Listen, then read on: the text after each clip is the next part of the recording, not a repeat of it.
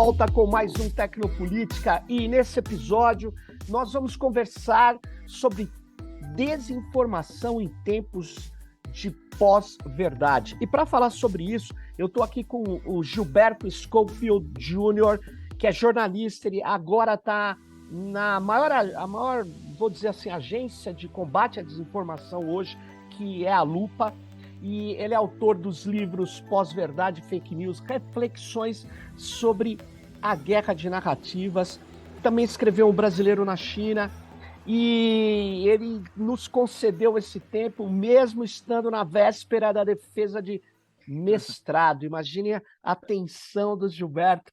Obrigado, Gilberto. Gilberto, ele vai defender o mestrado aí no programa de pós-graduação em mídias criativas da Escola de Comunicação da UFRJ, onde ele já deu aí algumas aulas durante um período sobre desinformação.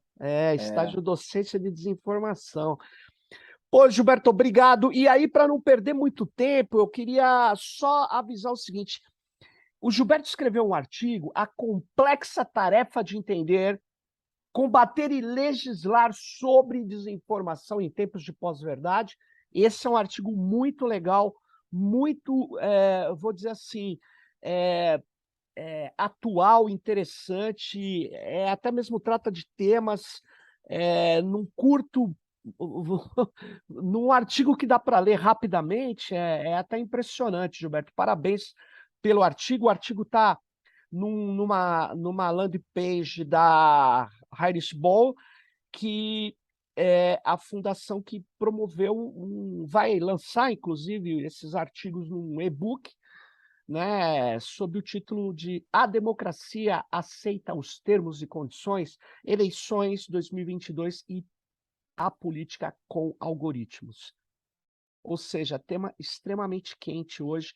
E para não deixar esfriá-lo, nesse artigo, Gilberto, você escreveu uma hora, você fala que não é fácil essas questões, não se resolve com soluções simples.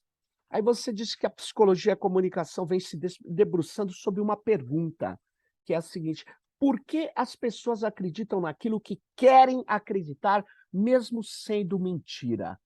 O que você nos diz disso? É verdade. É engraçado porque essa é uma pergunta, eu destaquei essa pergunta porque essa é uma pergunta que sempre me fazem. Toda vez que a gente vai discutir desinformação em algum lugar, seja ele numa escola de ensino fundamental, seja ele no TSE, no Tribunal Superior Eleitoral, essa pergunta sempre acontece, né? E ela não é uma pergunta fácil, como aliás uma das coisas que a gente aprende quando a gente estuda desinformação, e as pessoas vêm falar sobre verdade e mentira, é que a verdade dificilmente está num extremo ou no outro. A verdade dificilmente é preta ou branca, ela geralmente está em infinitos tons de cinza. Então, uma das coisas mais fáceis em estratégia de desinformação é buscar uma solução fácil para um problema complexo. Porque você achar a verdade, geralmente é uma tarefa que custa tempo e custa raciocínio, né. Então, assim, geralmente achar a verdade é uma coisa mais complexa do que só apontar o dedo para alguma coisa e dizer: "A culpa é dele", ou "A culpa é dela", ou "A culpa é do sistema", né. Assim, essas soluções muito simples de se achar culpado pelas coisas, Sim. responsáveis pelas situações, elas geralmente, 99% das vezes, estão equivocadas, porque as coisas são muito mais complexas do que isso, né. Os seres humanos são muito complexos. Então, assim, essa pergunta é a pergunta de $1.000.000, porque essa é a pergunta que todo mundo faz, né. E assim, é difícil de você, entender, aí a resposta é complexa. E por que a legislação sobre isso é complexa? Porque a própria definição de desinformação é uma definição complexa. Então, por que uma pessoa acredita no que ela quer acreditar é complicado, porque a percepção de mundo de uma pessoa, ela não é feita simplesmente com base na educação formal. Uhum. Se fosse assim, todo pós-graduando ia ser um gênio, certo? E a quantidade de médicos que eu vi durante a pandemia acreditando em tratamento precoce, apesar de toda o caminhão com toneladas de evidência científica de que não havia tratamento precoce para a Covid-19, é gigantesca. Então, assim, não é a ideia de que você acredita nas coisas, né, ou acreditar em alguma coisa, não se baseia somente numa questão de educação formal. E a psicologia vem estudando, vem se dedicando muito nisso, né. As ciências, de um modo geral, vêm se dedicando muito à desinformação, o que para mim é uma boa notícia. Isso não é uma coisa restrita ao estudo da comunicação, é uma coisa que o direito vem se dedicando a isso com relação à questão da democracia, especialmente a democracia constitucional, as leis constitucionais, as garantias de direitos e a desinformação. A psicologia vem se debruçando sobre isso, especialmente a psicologia social, na questão das bolhas e o que formam essas crenças coletivas, digamos assim, né. As ciências biomédicas vêm se dedicando sobre isso, especialmente na área da divulgação científica, que muita gente aprendeu durante a pandemia que essa área biomédica não sabe se comunicar com as pessoas. As pessoas têm muita dificuldade em entender como é feito um remédio, como é feita uma vacina. Então, voltando à questão da pergunta de US$ 1 milhão, o que a gente percebe é que as pessoas entendem como verdade o que elas aprendem formalmente na educação formal, e eu não estou desprezando a educação formal é um instrumento em tanto revolucionário, certo? Agora, elas também são muito em função elas percebem o mundo muito em função de relações sociais durante toda a vida, ou seja, o que elas aprendem na família, o que elas aprendem com os amigos, o que elas aprendem com os colegas da faculdade, do trabalho. Você também é um pouco essas relações sociais que você constrói ao longo da vida e que vão moldando a sua percepção de mundo. E É, você também é só o terceiro e último ponto que eu queria abordar é que você também é um pouco da tua experiência pessoal. Se você uhum, passa por uma experiência pessoal, digamos assim, deixa eu ir para uma coisa bem extremada, mas que marca muito uma pessoa, uma situação de assédio. Qualquer uhum, assédio, seja ele assédio moral, seja ele assédio pessoal, que possa acontecer dentro de casa, por exemplo, quando você ainda é uma criança, aquilo certamente vai moldar a sua percepção de mundo. E vai moldar para você o que que é certo, o que que é errado, o que que é verdadeiro, o que que é falso, entendeu? Então, assim, a ideia de que: "Ah, mas ela é uma pessoa muito culta, ela não é possível que ela acredite nesse tipo de coisa", essa é uma premissa falsa, porque, Ou assim, não seja, é porque a pessoa é graduada que ela necessariamente é mais ou menos propensa a acreditar nisso ou aquilo outro. Gilberto, muito interessante isso, porque você está trazendo uma ideia de para além da racionalidade, né, você está Com falando que quando certeza. fala educação formal, você está falando em razão, né, aplicação Sim, científica, sim, educação. Você está dizendo não, o que forma são aspectos emocionais e a vivência é muito interessante.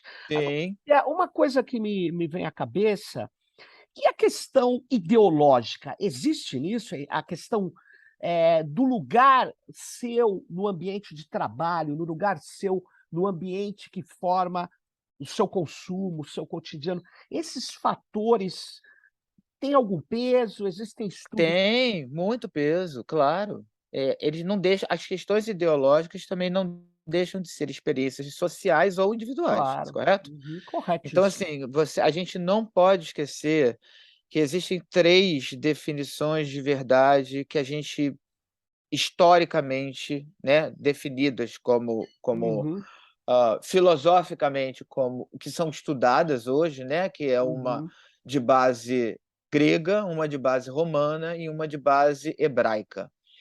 E uhum. elas 3, de um modo geral, se unem hoje para explicar mais ou menos os fenômenos de fé naquilo que a gente acredita como verdadeiro, até hoje. Desde Uhum, dos pré-socráticos lá do século V antes de Cristo uhum, até hoje, né. Então, eh Lá se vão aí 25 séculos. Mas o que eu acho interessante é como isso é atual. Então, Uhum, assim, você, por exemplo, a definição grega clássica de verdade é uma definição baseada na essência, né? uhum. Na aletheia, que é a ideia de que as coisas são aquilo que são. A Uhum. expressão delas, É a o alma delas, essencialismo, né? a Uhum, essência das coisas são o que elas representam, o que elas são, uhum. efetivamente. A romana, que se baseia em veritas, é o relato das coisas. As coisas são a narrativa que a gente faz delas. A gente vive um pouco isso hoje, Sim, uma guerra de narrativas, né. Não interessa muito bem qual é a essência das coisas, interessa mais quem ganha o debate. Então, perfeito. a loção de veritas, ela está muito ligada à questão do debate, da retórica, né. Uhum. Vence o debate, então Quem tem mais quem vence a like. verdade, vence o debate. E a questão hebraica é uma questão que foi construída em cima do consenso. E essa ideia do consenso é uma ideia que remete à coisa ao conceito que é o seguinte: a gente estabelece, nós como grupo, como sociedade, estabelecemos que nós vamos acreditar nisso, porque isso aqui faz bem para todo mundo. Esse conceito, essa ideia da verdade como consenso é o que está por trás, por exemplo, do direito. O direito leva muito isso em consideração, ou seja, uma lei é um consenso social. A gente tem que levar em consideração que aquela lei vai ser obedecida por todo mundo, porque a gente acredita que aquela lei transforma a nossa vida, aquela série de regras transforma a nossa vida numa vida melhor, num convívio melhor em sociedade. Quem não obedece aquilo ali é punido de alguma forma. A outra base para isso é a religião. A gente a resolveu acreditar, como Sim, grupo, que sim. o Alcorão, que a Torá, que a A Bíblia, Bíblia. que o Talmud, enfim, você escolhe aí a sua religião e você escolhe o seu princípio. A gente decide acreditar que aquilo é a verdade. Uhum. Portanto, a verdade passa a ser o que diz aquele livro sagrado. E tudo Isso. que não é escrito ali não é verdadeiro para você. Esse é o problema Interessante. do fundamentalismo religioso e do dogma religioso, como você está citando aí agora. E não, mas eu estava citando numa outra perspectiva. Por exemplo, o Karl Marx diz: se a essência e a aparência fosse igual, seguindo essa linha grega, na verdade, uma das linhas gregas, né? Uhum. Se a ciência e a aparência fossem iguais, não haveria necessidade de ciência, bastaria a observação.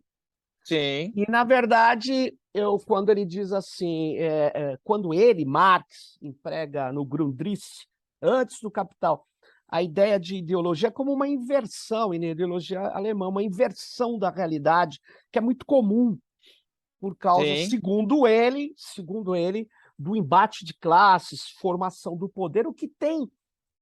Eu poderia, quando você estava falando dessa ideia de consenso, me lembrou o consenso na lei, né, no resultado da lei, porque você pode ter uma Uhum. votação que tem 30% da sociedade contra, mas a lei foi aprovada por 70 e ela todos os 30 que perderam têm que Paciência. aceitar, porque É. eles sabem que o que vale mais é o Estado de Direito, aí é o tal do consenso, que o Max Weber chamava de a legitimidade, né, é um tipo de poder legítimo, é o legal racional, mas é racional, né? Aliás, é curioso isso, quando você estava falando, eu vi esses grupos hoje bolsonaristas que estão dizendo que eles são contra essa ideia de falar que eles estão dando um golpe, eles estão fundando a democracia, esse é o novo discurso, porque a democracia se funda em armas, então o exército com o povo. Aí ele está Mas note bem, mas é engraçado, note bem, esse tem não é um lógica. discurso novo. O É, discurso de 1964 era o é discurso da esse. revolução. A Perfeito, revolução que ia garantir a democracia, que estava perfeito, ameaçada nas mãos de João Goulart. É um perfeito. discurso muito parecido. Muito parecido, você tem razão. Né, Mas aí a volta do fantasma comunista. Eu morei 5 anos na China. O ah, comunismo não existe nem na China. não existe. O que existe na China é um governo autoritário sim. e um Capitalismo, capitalismo selvagem. Inclusive, né? Eu vi uma coisa eh muito estranha. eu morei 5 anos na China e ainda estou tentando entender o que acontece por lá. É, Mas que definitivamente não é comunismo, eu não tenho a menor não, dúvida, não, não é, não é, entendeu?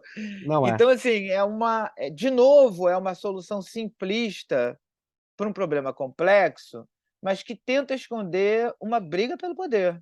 Na verdade é Sim, essa, era onde né. eu queria. A disputa pelo poder envolve crenças, né? Crenças, com Crença certeza, e para medos, sentimentos de medo, medos, medo, de raiva, a e a mobilização desinformação trabalha muito com essas emoções, da emoção. provocar nas pessoas medo, provocar nas pessoas raiva, porque quem Agora, pensa com, né, com a emoção, não racionaliza.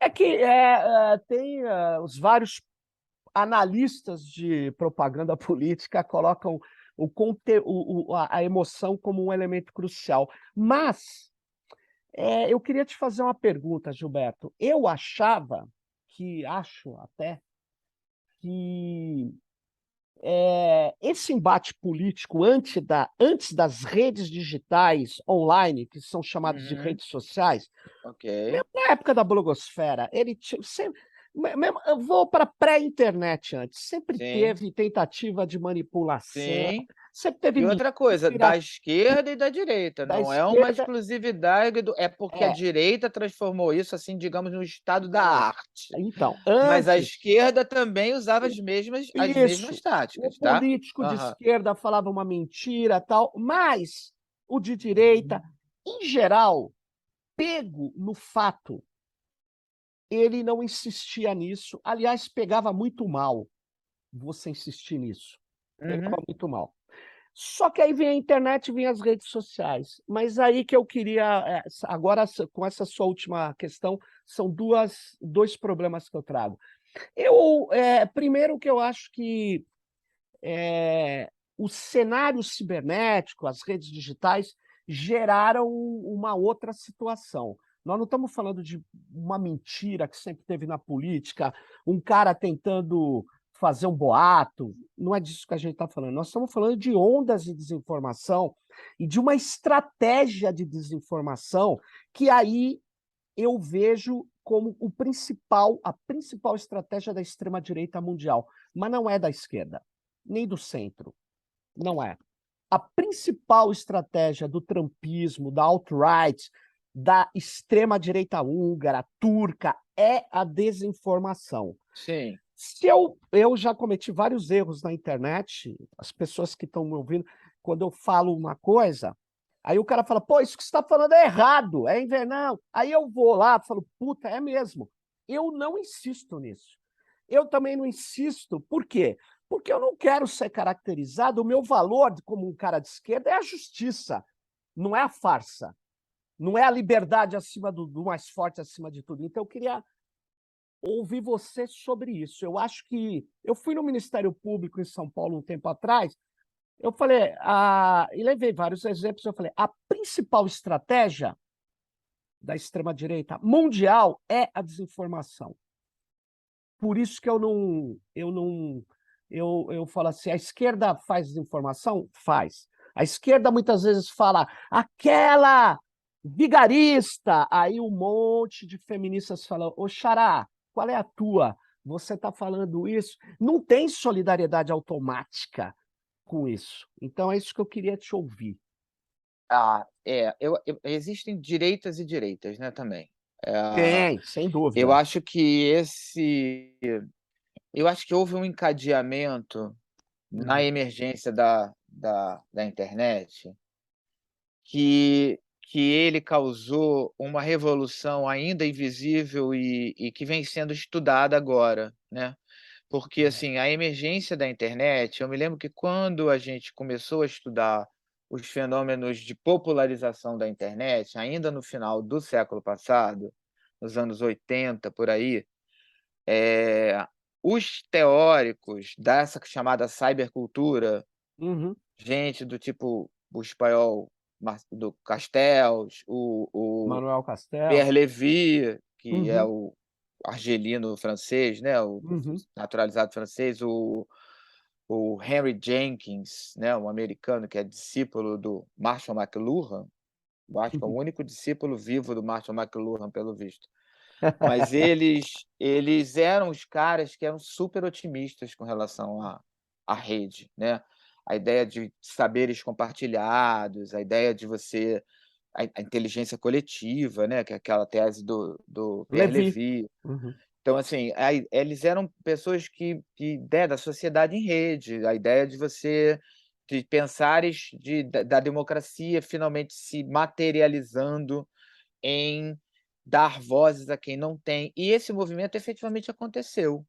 Você percebe ao longo do fim do século passado, e início desse, especialmente lá na emergência das redes sociais, na primeira década do novo século e do novo milênio, com o advento das redes sociais, que começaram todas na primeira década, né, Uhum. 2004, 2000, Sim. entre 2004 e 2009, vai, Facebook, Twitter, Instagram, LinkedIn, todo YouTube. mundo foi mais ou menos pela mesma época. Eh, essa ideia, essa materialização, e aí desde da década de 80, né, de dar voz a quem não tinha. Então, vozes historicamente desfavorecidas, né, pessoas negras, LGBTQIA+, enfim, mulheres que são maioria, mas que não podiam falar, botar a cara no sol e dizer, as pessoas começaram a vocalizar os seus descontentamentos históricos e dizer: "Não, espera aí, estamos aqui", e aquilo foi num crescendo e foi mobilizando, e a gente começou a ter uma onda progressista, especialmente no continente latino-americano, de governos de esquerda que começaram a fazer, e aí eram governos de esquerdas progressistas. Eu acho melhor botar como progressista, Progressista. porque Sim, tem governos de esquerda que não são progressistas verdade. necessariamente. Então, houve uma onda progressistas, de governos progressistas, que tomou conta de vários países e começou a se preocupar com essa questão de dar vozes e dar lugares a pessoas que não tinham lugares nem lugares. Uhum. Uhum. E isso, com a rede social, foi se tornando mais intenso.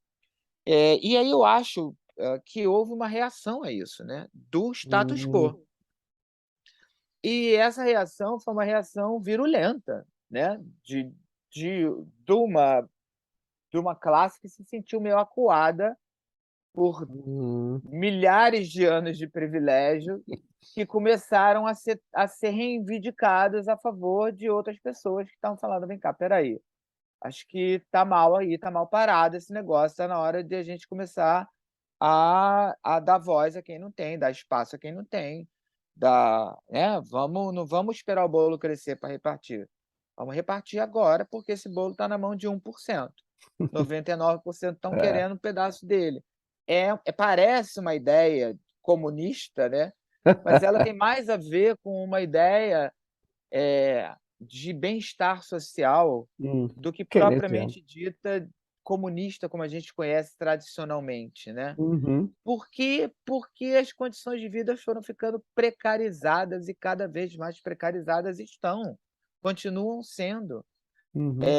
Então, eu acho que as pessoas ficaram meio fartas disso, né, chega um ponto sempre de ruptura, onde não dá mais para ficar vivendo de migalhas. E Uhum. aí o que acontece é que uma coisa é quando você tem um sistema que não permite que isso seja perceptível, e de repente você passa a ter um sistema onde isso é perceptível, aí você tem uma reação com relação a isso. A gente chega então nas redes sociais com uma situação que é um pouco isso, uma gritaria gigante de pessoas desfavorecidas, Uhum. e um status quo recuado, e aí você começa a ter um mecanismo de redes sociais onde você tem um modelo de negócios, que é um modelo de negócio baseado em algoritmos que Hum. foram criados para vender sapato, para vender vestido, para vender brinquedo. Só que alguém foi lá e descobriu, né, obviamente, começa na universidade, todos eles começam na universidade, no caso da própria internet começou Sim. no Departamento de Defesa / Universidade Americana, né, uma invenção do sistema de DARPA, defesa americano, DARPANET. mais a universidade, Uhum. mas ele começa sempre na pesquisa científica e chegou à conclusão de que a gente podia usar aquilo ali também para vender ideologia. A gente faz personas e entrega para ela mensagens que elas querem ouvir. E assim fica mais fácil vender percepções de mundo, as Sim, tais percepções de mundo que eu falei para você, que são sem dúvida. construídas a partir não apenas da educação formal, mas também daquilo que a sua avó te falava, do que a sua tia te falava. "Ah, ei, eu descobri que o peso do que a minha tia me dizia, ou a minha avó me dizia, era tão importante quanto o peso do meu professor. Então, vamos usar o grupo da família para levar a mensagem", certo? Então é essa a estratégia, ela nasce daí. Então essa é uma estratégia de canal de desinformação, usando uma mensagem qualquer para levar uma ideologia qualquer num canal de desinformação cuidadosamente construído numa base científica, né. Então, assim, é uma arma de destruição de massa.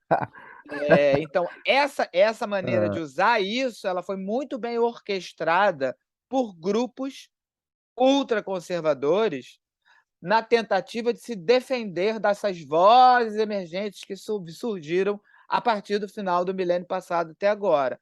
Então o que a interessante. gente vê hoje é uma guerra ideológica em função de pessoas que reivindicam vozes e um status quo tentando baixar essa fervura, Uhum. certo? Dizendo que o mundo vai acabar num apocalipse entre o bem e o mal, e que a gente precisa voltar à Idade Média, onde, né, o teu O lugar é o teu lugar e o meu neonacionalismo, lugar é o meu lugar. Não, a gente não pode ficar os discutindo os lugares das ex nos pessoas. Estados Unidos falam exatamente isso. É preciso voltar, é um pré-iluminismo. É uma e Exato. aí que eu queria colocar um problema. Uhum. Quando você estava falando das 3 vertentes, grega, romana e hebraica, eu não vi o lugar, do fato, porque eu acho, Gilberto, logo quando começou a pandemia, sou professor na Federal do ABC, faço crítica epistemológica ao positivismo lógico, tal. E aí o pessoal falou: "Pô, e agora? Com esse negacionismo contra a vacina, tal, somos agora uma ciência única?" Eu falei: "Não, a ciência sempre terá controvérsias, mas uma vez que a ciência estabelece dentro do que se chama ciência, que é um projeto iluminista, ele necessariamente ele tem um consenso em torno muito do factual e do que a gente chama de empírico. Por exemplo, Sim, o Holocausto existiu. Não adianta sim. falar: "Ah, não, é um debate de É uma narrativa". questão de ponto de vista. Não é É, ponto de aham. o Holocausto existiu. O Que mais? É o Foi fato um golpe, foi um golpe ou não foi né. aí foi um golpe. Porque depois eu acho que a história vai mostrar, por causa que era uma ação contábil que não justificaria crime de responsabilidade. Apesar que muitos dizem que aí tem impeachment, fica aquela coisa. O golpe de Não, eu 64, me refiro a golpe, 1964, há isso, uma golpe, tentativa de reescrever a história. Eu não estou nem falando da golpe Dilma, porque eu acho muito recente. é muito recente. Agora, Eu o estou golpe falando de de coisas que 64, aconteceram há sim, muito tempo atrás e estão fartamente documentadas, entendeu? documentar. Do ponto de vista histórico-científico. É isso, bom, então é isso. Aí tem o fato. O fato é o elemento crucial. Eu estou falando com o Gilberto aqui agora via Zoom. Isso é um fato. Ah, não, não aconteceu. Não, aconteceu, é um fato. Então, como que fica?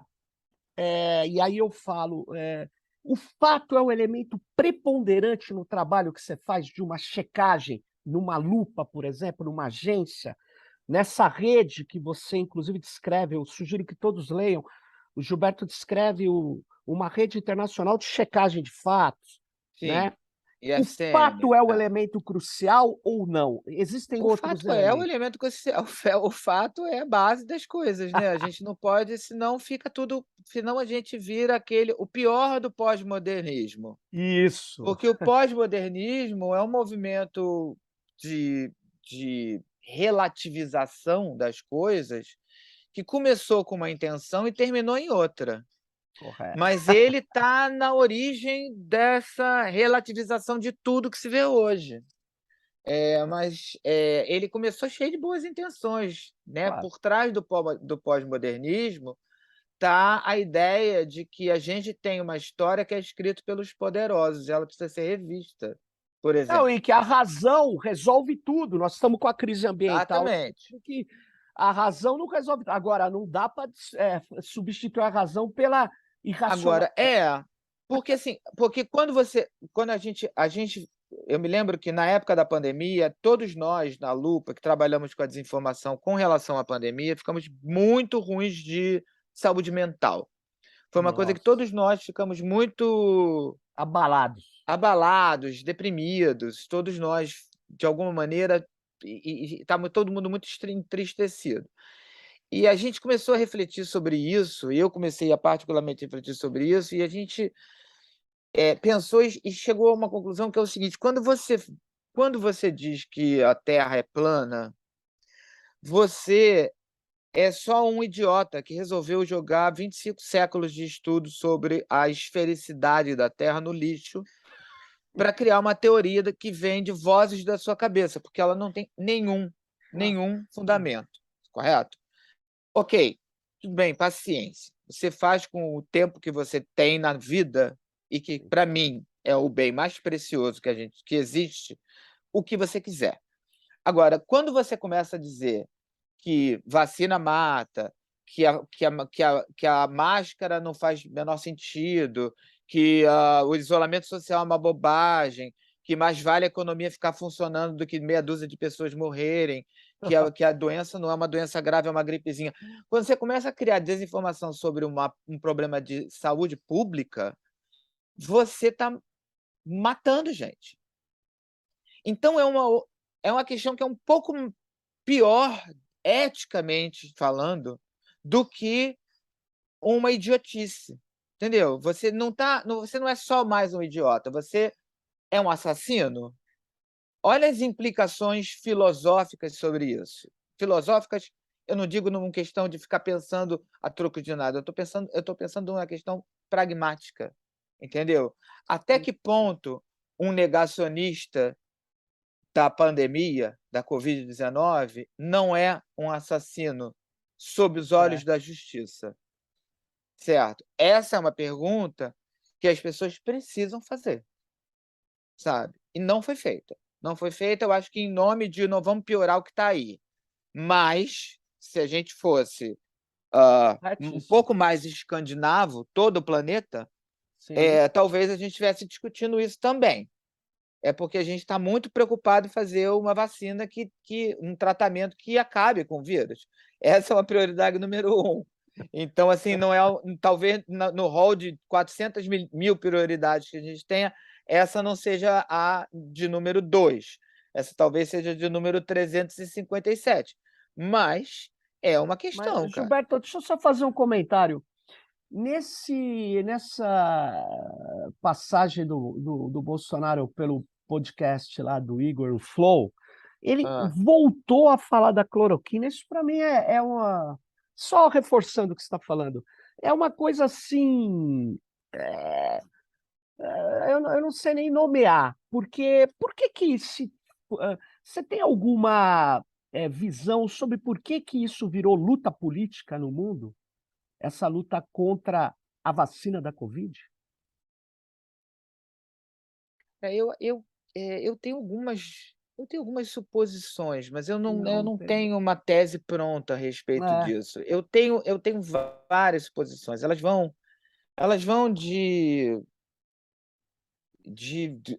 todas elas terminam numa enorme briga pelo poder.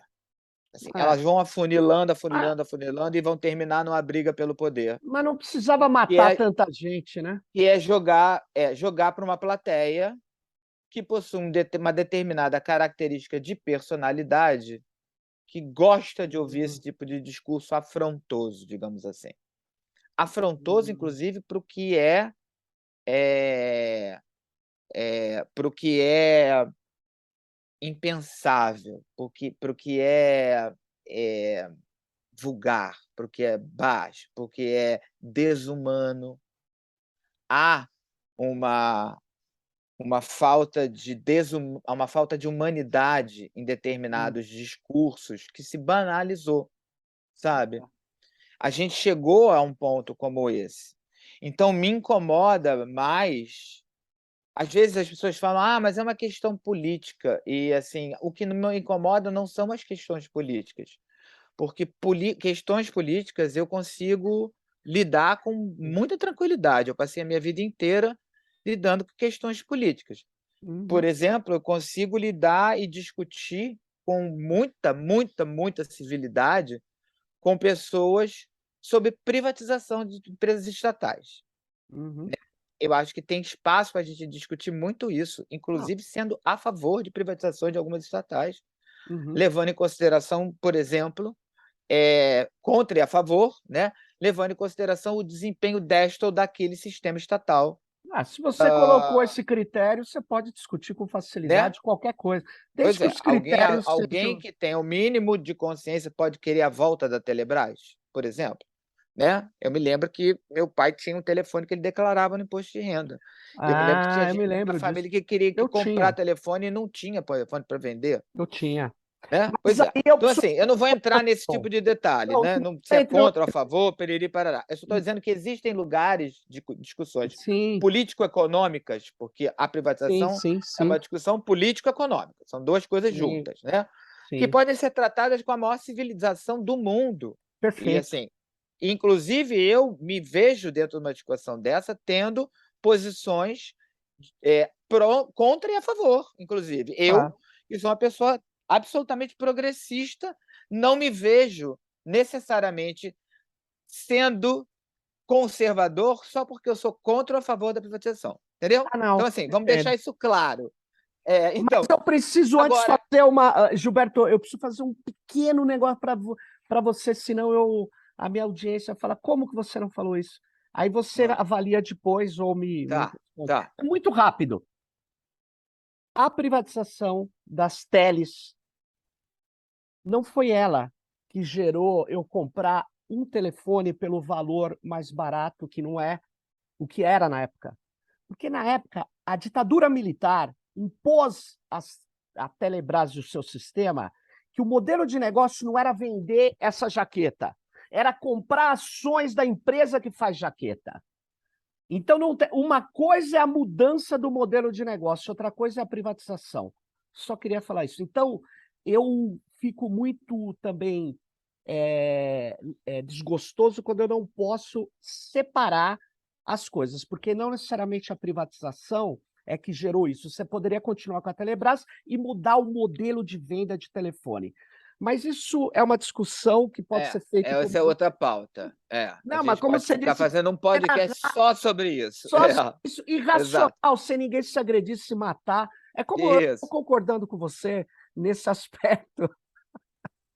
Mas Desculpa. assim, o que eu estava dizendo é o seguinte, o problema não é uma questão de discussão política, o problema Ah, é tá. que, às vezes, é uma questão de humanidade.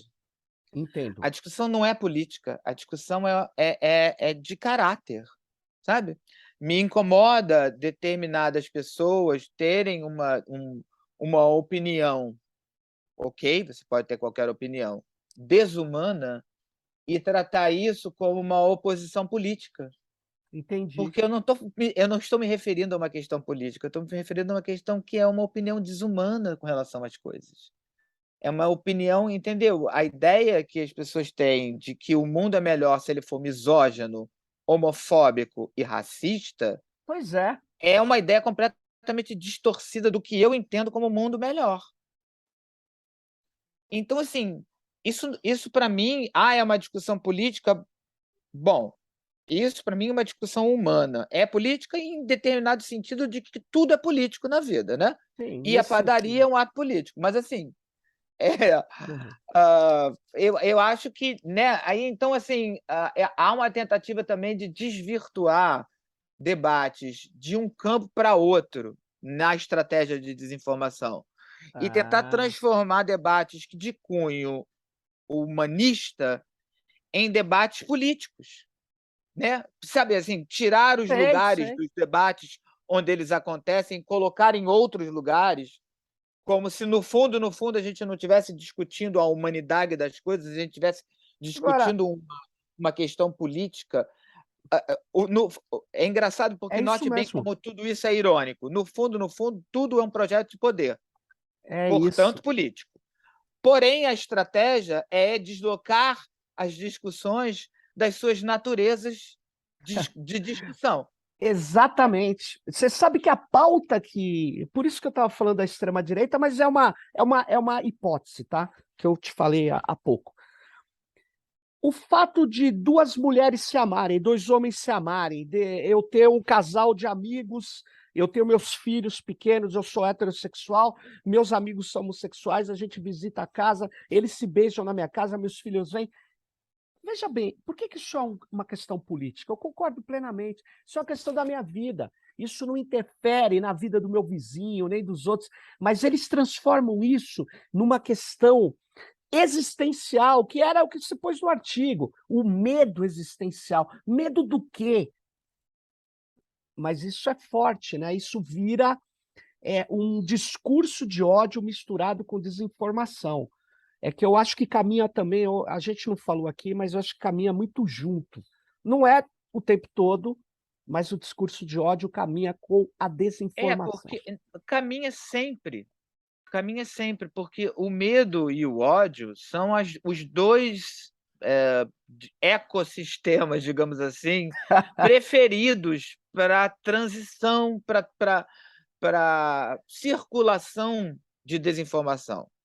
Quanto mais afastado você tiver da racionalidade, melhor você vai estar para ser influenciado por uma mensagem e mais propenso você está de compartilhar essa mensagem, porque você vai estar descontrolado, digamos assim, né?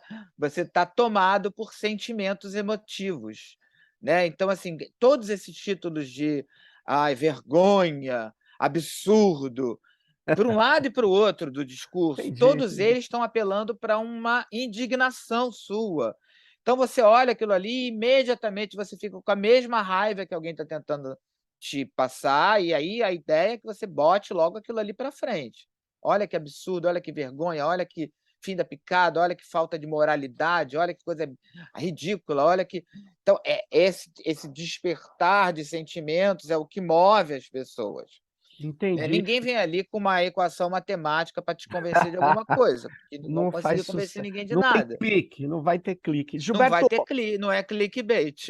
clickbait. Ô, Gilberto, a gente está chegando, o Tecnopolítica, esses 50 minutos, antes de chegar ao final, eu preciso pegar. Você coloca no artigo uma outra questão que a Hum. gente não tocou, mas eu queria ver se você colocava o ponto aqui, que é a tentativa de regulamentar as plataformas, que é o terreno onde ocorre, né, por ter grandes adesões. Facebook, 74% dos brasileiros com internet tem Facebook. Enfim, WhatsApp, mais de 90%. Os números são gigantescos.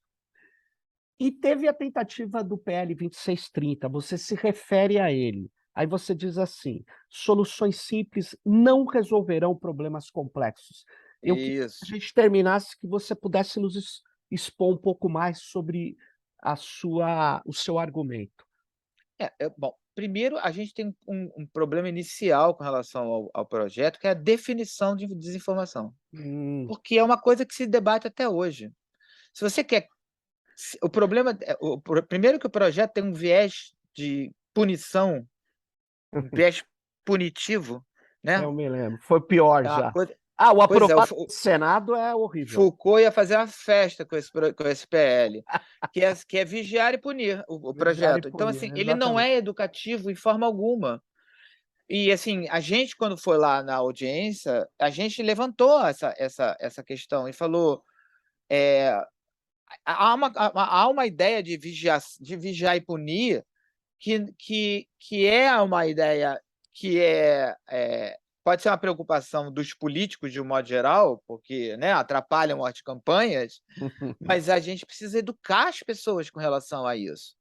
A relação a entender, há um conceito que foi cunhado pela Unesco, se não me engano, ainda na década de 60, que é a educação midiática.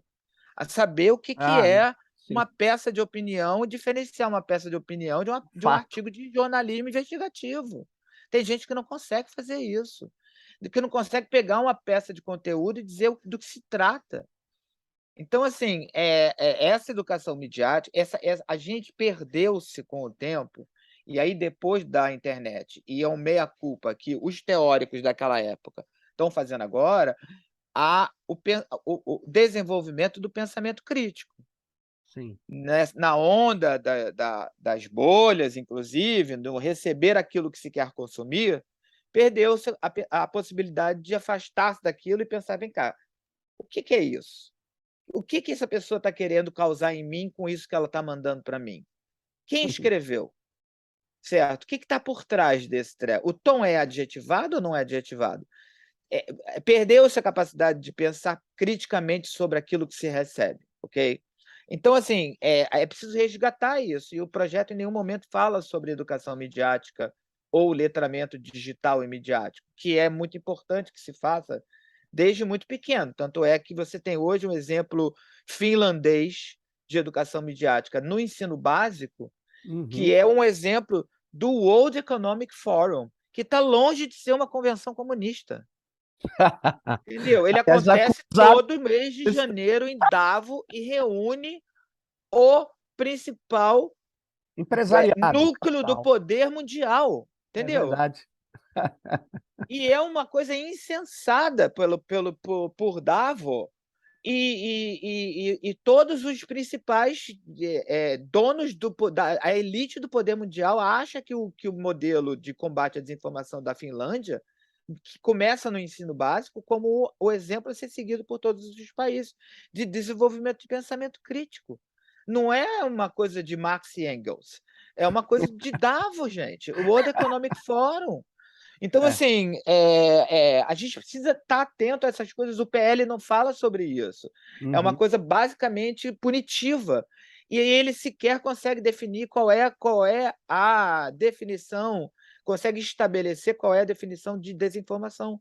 Porque é um construto, é um trabalho em construção. O que é desinformação? É uma estratégia, é um conjunto de estratégias que se forma ainda até hoje. Todos os dias, a cada medida que uma plataforma nova social acontece, você tem uma oportunidade de manipulação de informação e de verdade nova. Sim, Esse é o fato, sim. né. Então, assim, eh eu acho que a gente tem esse problema, a gente tem a questão das plataformas, não se trata de tentar regulamentar as plataformas, trata-se de tentar fazer as plataformas mais transparentes, coisas que elas não são. Eu Hum, não sei quais são os critérios que fazem uma plataforma como o Twitter retirar uma coisa de circulação e também não não sei. retirar outra. Ou, por exemplo, retirar uma coisa em circulação num país e não retirar a mesma coisa de circulação em outro país. Pois Por é, que um discurso do Trump sai do ar num país, um discurso do Bolsonaro não sai do ar pois no outro é. país, um discurso Boa do pergunta. Orbán não sai do ar no país dele, entendeu? Ou elas são transparentes com relação a tudo que elas fazem no país inteiro com relação ao mesmo assunto, ou a gente não tem uma metodologia científica para lidar com isso. Sem dúvida.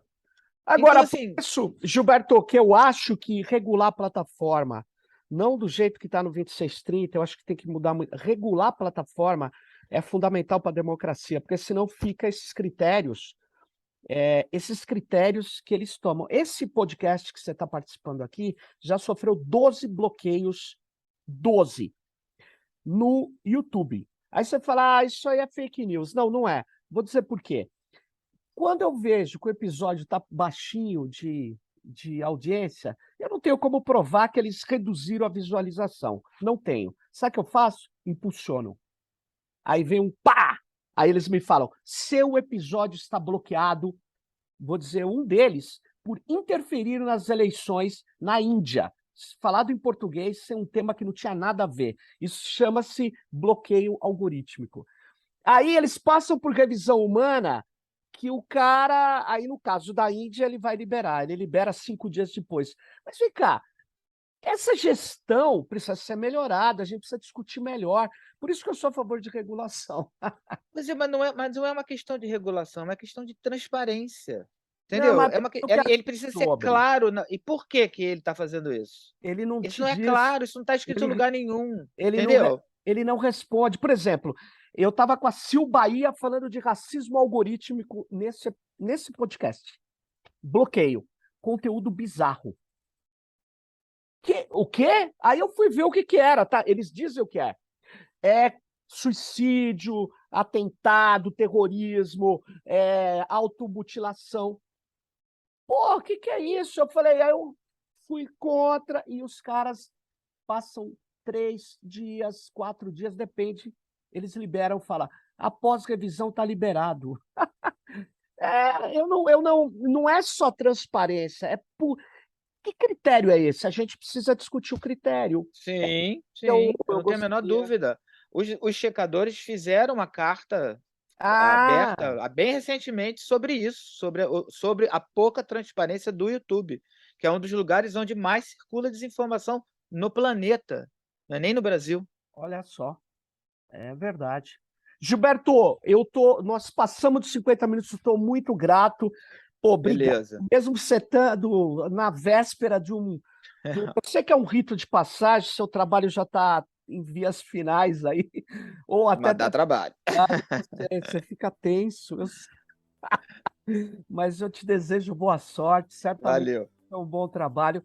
Pô, muito obrigado aqui por você ter participado, e eu queria saber se você quer dar um último alô para a moçada aqui. Gente, olha, pensem antes de compartilhar, é só isso que eu peço. Valeu, então. Falou, pessoal. Fique ligado Valeu. no próximo Foi um Tecnopolítica. prazer. Prazer. Tchau aí. Tchau.